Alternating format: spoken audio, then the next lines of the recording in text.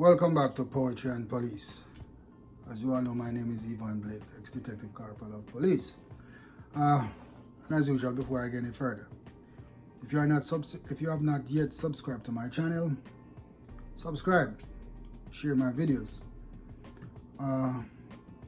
hit that bell, hit the notification bell, so you can, every time I post a video, that you can get the video immediately. It can pop up on your screen. It doesn't cost you a penny. It doesn't cost you nothing. Don't even use up any memory from your phone to subscribe to my channel. And if you haven't subscribed yet, please subscribe now. I know a whole lot of people have been watching and not subscribing. So subscribe. It doesn't take anything, man. So, before I go any further, still, I have to big up all my subscribers. I have to big up all the police officers in Jamaica. So may I say, especially the good, hard-working, honest policemen, them who believe in Jamaica and believe that through their good work that Jamaica can be better. You see me I say? I not leave out the teacher them, I not leave out the nurse them. I get shot, a nurse take care of me, a teacher teach me so we can have education. So we can't left out them people. Big up the firemen, big up the correctional officers, brethren. You understand me? Big up the taxi driver, them, big up the bus driver them in Jamaica. Everybody in Jamaica we are putting their hard work, all civil servants, you see me I say? Because we make Jamaica keep moving, you know? We keep the wheels turning in Jamaica. You understand me? And the number one organization in Jamaica can't stop the force, because trust me, we keep the peace. Some of us corrupt and some of us are dishonest, but the majority of policemen and women in Jamaica are very good, decent and honest people who keep Jamaica going. And without the police in Jamaica, Jamaica would have been a failed state a long time, you know. I hope and I realize that, you know. Some people might walk around and talk about them hate police and police this and police that, but at the same time, without the police in Jamaica, Jamaica would have been a failed state a long time ago if Jamaica never had police officers. And I tell you that. Even the one that were corrupt and still do some work sometime. So we have to be glad when them do drop in some work. You see me I say? Alright. So now let's get into the thing. You understand? There was a policeman by the name of, we used to call him Fidel Castro. Most people know him as Moggle Dawg. Understand me? Moggle Dawg from the St. Andrew South Division. He used to live in Clarendon. And unfortunately, Moggle Dawg was shot and killed by gunmen on the 28th day of October 2007. Unfortunately, I was shot on the same day about 2 hours before Moggle Dawg was shot. Yeah, man. Because I can remember clearly when I was in the hospital and they were working on me doing some stuff, drilling my leg and put it in metals and stuff, this thing. I was being bodyguarded by Constable Grant, who, you know, the late Constable Grant. And Grant came to me and said to me, Blake, I know you're in pain, but the man him just killed a dog in a Clarendon. And I said, Jano, little soldier gone. Because I'm one of the first set police that Moggle Dawg ever worked with. May I introduce Moggle Dawg? He was at Seaview Gardens with me first before he went to Unspace, so me start him training. So most of what Moggle Dawg knew was from me. You understand? Me the first man carry Moggle Dawg up on the street, teach him a certain things till Moggle Dawg migrated to Unspace and then start work on him own and became a name brand police. Moggle Dawg was doing some good work. Very hard working police. Well dressed, neat police, always their coat and all these things. Do well with his cases too. Good police. And there started some rumors going. So rumors were going around that Moggle Dawg were involved in some illegal activities in the Clarendon area. And as a result of these activities, it was alleged that he was running a gang in Clarendon, and it was alleged that he was doing some extortion thing in Clarendon and all those things. So as a result of that, the authorities in Clarendon, the senior officers in Clarendon, thought it fit to take away Moggle Dawg's licensed firearm and also his service firearm. No, the man wasn't armed anymore. Understood? And I reached out to him because I heard the whole thing, and you know, like I said, this police officer went through, his first training was with me, you know, and I can remember I spoke to him the last day before he died. You know what I mean? And it was surprising that two of us could have come to our deaths because both of us got shot the next day. And I remember I was by Huntsville police station, around the back where the bar was. I was sitting around there, and he was working with in the cells. And he came out, and I called him over because I was hearing the allegations, and I asked him what was happening, and we had an in-depth conversation about a whole lot of things. Yeah, Moggle Dawg. And I told him, I remember lastly before I left him, I look at Moggle Dawg and say, listen, take your family from Clarendon. Move out of Clarendon for a while, because what is going on in Clarendon with you now is not good. Because the allegations against you was not good. And what I was made to understand that Moggle Dawg was in war with this area Don, or some kind of Don in the area, called a boy called by the name of Jerome. And I get to understand that Jerome was a guy who had money, and he had a whole lot of senior officers in his pocket, and a matter of fact, a whole lot of police officers in his pocket. So I said to Moggle Dawg, I will tell you what I said to Moggle Dawg in a quote unquote, you know. I said, Dawg, listen, Jerome a gangster, you are police. You can't do gangster thing because you name police. So you need to load Jerome with Clarendon and leave Clarendon.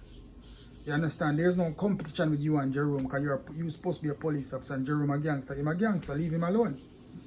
You don't need to compete with Jerome. And you don't need to fight over turf with Jerome because police don't fight over turf. You're not stationed in Clarendon. If you were stationed, you could have run the place. Yes, because you name police, but you're not stationed. You live in the area. Yes, you can carry out police duties in the area if you see crime is happening. Right? But you need to leave. But we went in some detailed conversation, me and him, because we were there for about 2 hours talking about everything, not knowing that we could have both died the following day. So let me tell you something. I'm going to tell you what Moggle Dawg said to me, because I don't know if he said it to anybody else, but he showed me some in-depth thing that was what was going on with him and the police, and he showed me what was going on. He told me what was going on with him and the guy by the name of Jerome in Clarendon. So let me tell you something now. I'm going to give you the story, Moggle Dawg's story, what he said to me. I never told anybody this before. But now people are asking because they want to know how he came to his death and why Moggle Dawg was killed. And I think I have a little idea based off what he told me, how he came to his death. Understand? So, Moggle Dawg told me that how it all started with him and Jerome. The animosity between him and this guy called Jerome, because Jerome was like some kind of area Don in the area, had his own gang, had his people around him, and he was said that Jerome is also affiliated with Dudus. Like he was Dudus' right hand down in that region. That is what he said to me. He told me that he went to a party one night, and party was going on, and Jerome and his entourage was over one side of the party, and he was on one side with his friends. And Jerome and friend, they were firing some shots in the air in the party. So he told me that he fired some shots in the air too. So I said to him, Moggle, you shouldn't even fire a shot there because you're police. That is wrong in the first place. So what you did was wrong there. So he said to me that after that happened, Jerome started praying. After that happened, Jerome started praying from Dessa. And there was a vibe started to build between him and Jerome because of what happened, because he was saying that Jerome saw it as some form of disrespect, like, you know, him fire shot and Moggle Dawg fire more shot than him, than him boy them.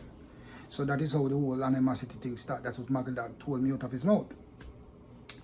He told me that one night he was at a party, and Jerome sent 2 men to kill him. That is what this man told me. I am quoting what he told me. You understand me? Told me that Jerome sent 2 men to kill him. But he saw the men coming from afar. And he disguised himself, hide them, because one of the guys did not know him. So one was a spotter and one was a shooter. he happened to get the best of the men and took out the two guys. After he took out them two guys then, well, I guess his name started ring up in the place. Now everybody knows some Moggle Dawg in the place. And a shooter in the place. So he took out those two guys. And then after that, the war between him and Jerome started. And it led to, I think he took out two more guys another day again in the community. So now it got worse. Now, after those two guys were killed, he told me that people started spreading allegation that he was running a gang because he had some people, he had some friends around him. I couldn't say he was running a gang. He never told me he was running a gang, but he said he had friends. Alright? So the allegation was that he was running a gang and he was involved in extortion after that.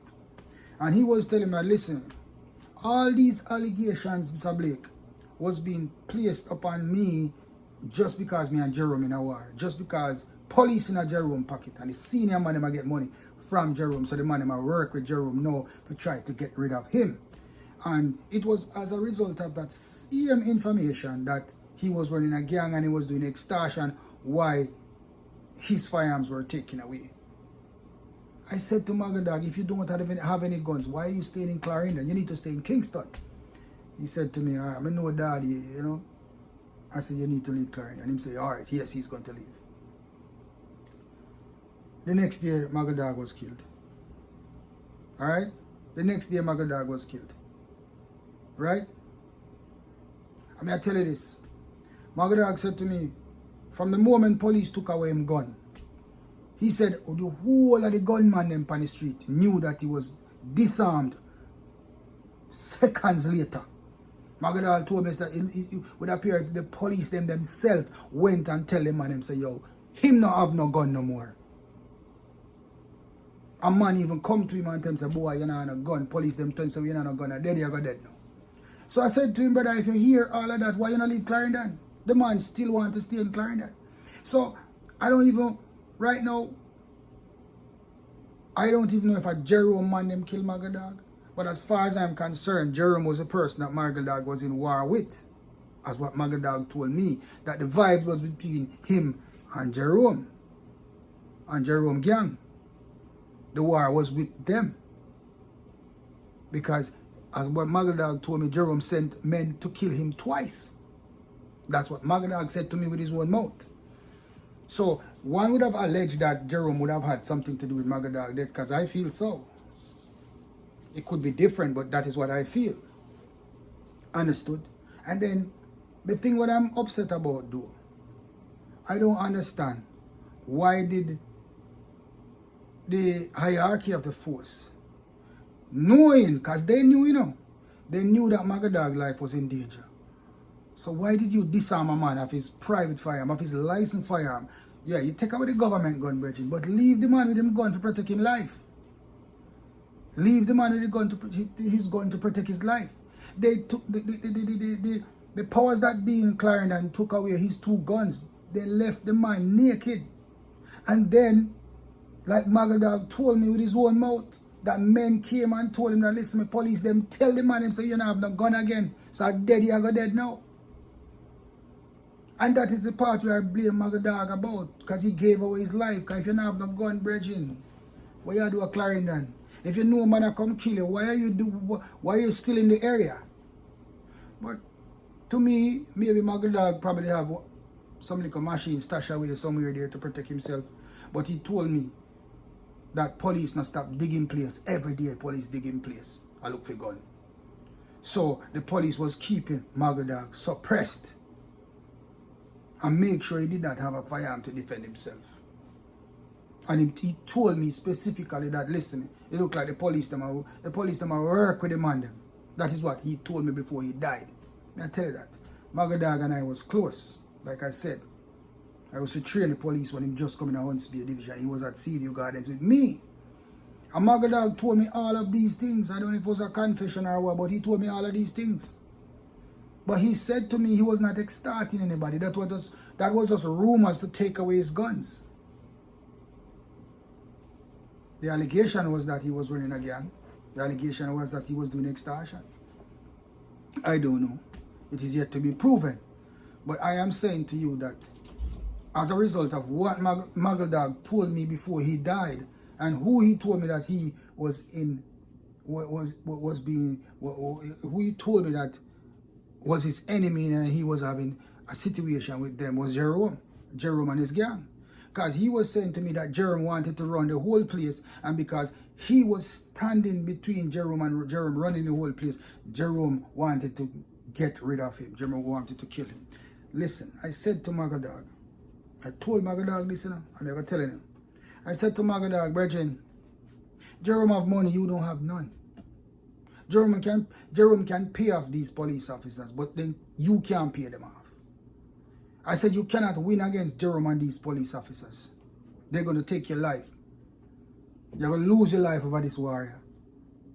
I said to him, listen, brother, you're a police officer, you're not a gangster. You're not supposed to be in any war with Jerome.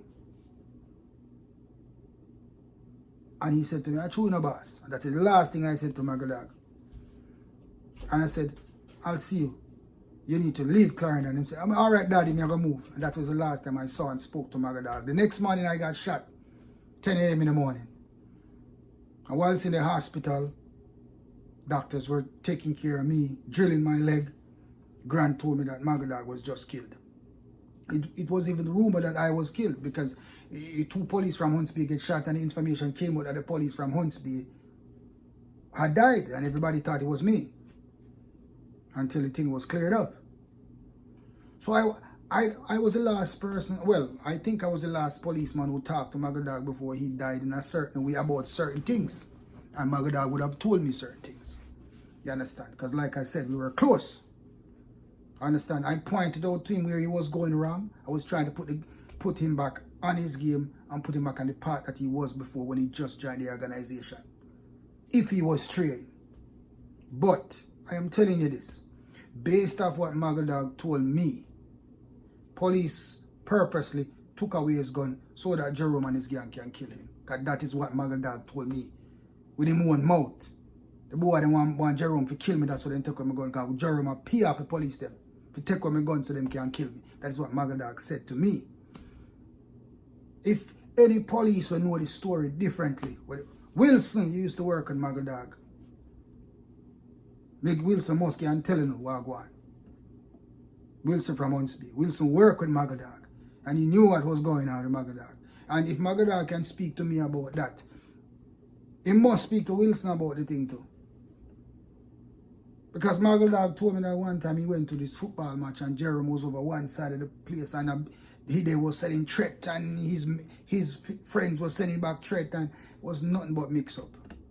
And I was so upset with him at that point. I'm saying, Moggle Dawg, you're not a gangster, you're a police officer. But let me tell you this.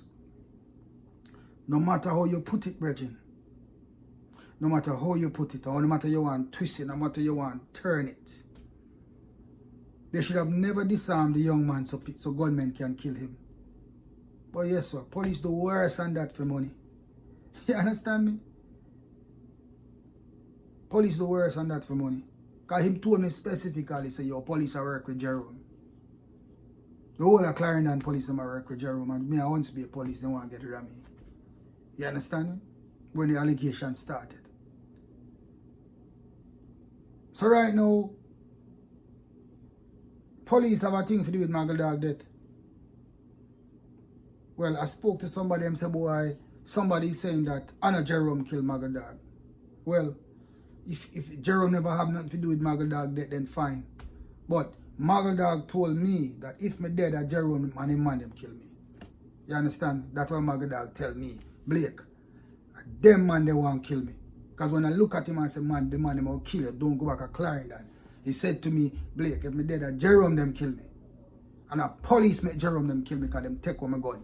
And he tell Jerome them say, they told Jerome and his crew that the boy ain't have no gun. You can't have him now. Trust me. That's what Moggle Dawg told me. I don't know if he spoke to anybody else. Moggle Dawg was my soldier. He was like a son to me. A little brother to me. Good police, hard-working police. If him stray, trust me, that was on him. But last I know, he was a good police. So people always ask, how Moggle Dawg come to him death? I don't know if what I just said to you shed some light on how Moggle Dawg came to his death. But that is how the liquor police come to him death. He was killed on the 28th of October about 12 o'clock, 2 o'clock so. You understand? Same day I was shot and injured. So I heard the news on my sick bed that my friend died. You understand? That a policeman, fellow policeman, that a hard-working policeman, that a crime fighter had been killed. And the man's death was made possible because of police. I mean, I ain't done made and talk. So whosoever senior officer was down there at the time,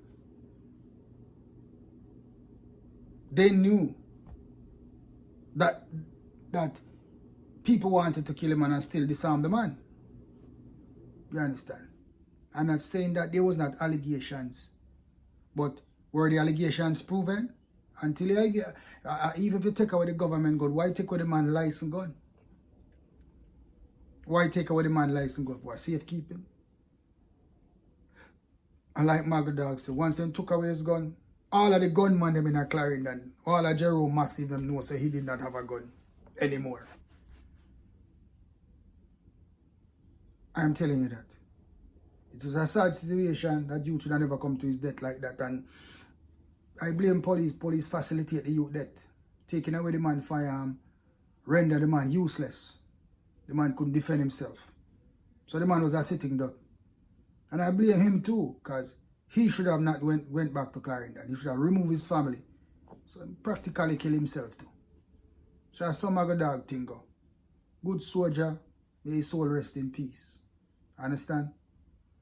Please, if this video not clear up what some people are asking me about Moggle Dawg, then I don't know. That is all I can tell you about Moggle Dawg's death. Coming from his mouth, most of the information come from him to me, that we spoke in person. Understand? So if you have questions, if you know anything about Moggle Dawg death that you want to add to the channel, feel free. If you want to correct my story, feel free. But there's no correcting the part that Moggle Dawg tell me, because that the dog tell me. That is what he told me himself what was going on. And nobody could know what was going on more than him. I never shared this story with anybody before. We spoke about 2 hours. Right on the back of once the other bar, me and him alone sit down on there. That's how the thing go. I was trying to bring him back from the allegation that I heard about him. Understand? So, drop your comments. Share the video. Anybody have no information about Moggle Dawg, come forward and say it. And I hope this video can answer some of the questions that my subscribers who are interested to find out how Moggle Dawg came to his death. I hope this work. I hope this can shed some light on the whole thing. Alright? So remember to subscribe to the channel and share the video. Comment. Come and accept every comment. And remember, on this channel, we do not support any form of criminality. We don't support corruption here. And we don't support thieving police and criminal police. You understand?